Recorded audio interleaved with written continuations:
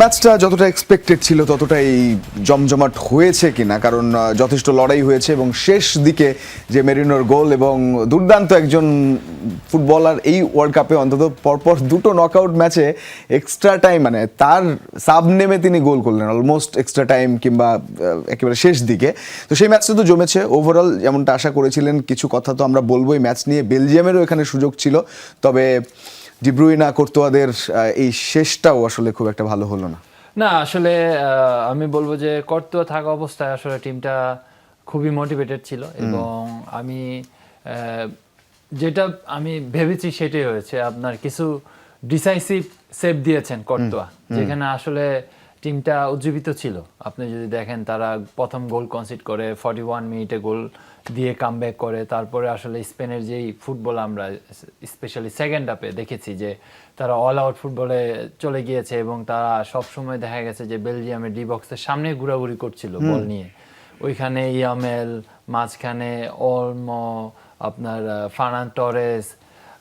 তো এই যে ব্যাপারগুলি, রড্রি পিছন থেকে পেদ্রিকে নামানো হলো পরবর্তীতে অনেকবার প্রথম 20-25 মিনিটেই দিয়ে অনেকবার অ্যাটাকিং থার্ডে ঢুকেছে। আসলে এই যে কোর্তোয়া ওঠার পরে আমার কাছে মনে হয়েছে যে না, কিছু একটা মনে হয় হয়ে যাবে 90 মিনিটের মধ্যেই।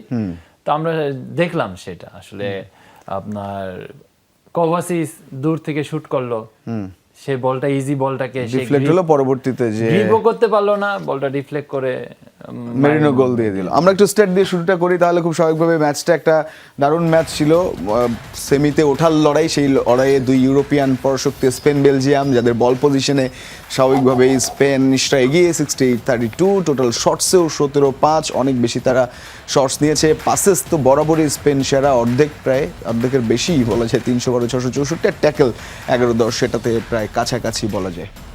না আসলে স্পেন শুনেন, আমার কাছে স্পেন যে আহামরি একেবারে ধরেন যে ফুটবলটা আমরা এই ওয়ার্ল্ড কাপে দেখেছি, একেবারে যে বিধ্বস্ত করে দিয়েছে অপোজিশনকে, সেরকম না। আপনি ball possession is count, sometime is does not count. আপনি যখন ম্যাচ হেরে যাবেন এটার কোনো ভ্যালু নেই। তো বল পজিশন আমার কাছে মনে হয় না ম্যাটার, কিন্তু একটা কমফোর্টেবল জোনে থাকা যায়। আপনি উইদাউট বলে রানিং করছেন না, আপনি বেশিরভাগ সময় বলটা আপনি পায়ে রাখছেন, কিন্তু টোটাল শটে আমি বলবো যে আপনার 17টার মধ্যে ইয়ামেল মনে মেরেছে 8টা থেকে 9টা। তো সেই ক্ষেত্রে বলবো যে ইয়ামেলের কামব্যাক করাটা খুবই জরুরি ছিল এবং সে আসলে স্টেপ আপ করেছে, স্পেশালি এই ম্যাচে ম্যান অফ দ্য ম্যাচ হয়েছে। তার সাথে আমরা নিকো উইলিয়ামসকে আফটার লং টাইম এই ওয়ার্ল্ড কাপে হয়তো বা সেকেন্ড ম্যাচ এটা তাকেও নামিয়েছেন। আসলে স্পেনকে আমরা সচরাচর যেই ফুটবলে বেশি খেলতে দেখেছি সেটা উইং প্লেতে ইয়ামেল এবং নিকো উইলিয়াম তারা পারফর্ম করেছে 2024 সালে ইউরো কাপের যে ফাইনাল ম্যাচে স্পেনকে ফ্রান্সকে হারিয়েছে। আসলে যে ফুটবলটা আসলে মিসিং এই পর্যন্ত। আপনি তারা নাম্বার 9 আপনার মিকেল, যে কিনা আসলে সুযোগ প্রতি ম্যাচেই পাচ্ছে, 4টা গোলও করেছেন। তো সেক্ষেত্রে বলবো যে আসলে তারা ফুটবলটাকে এনজয় করছে।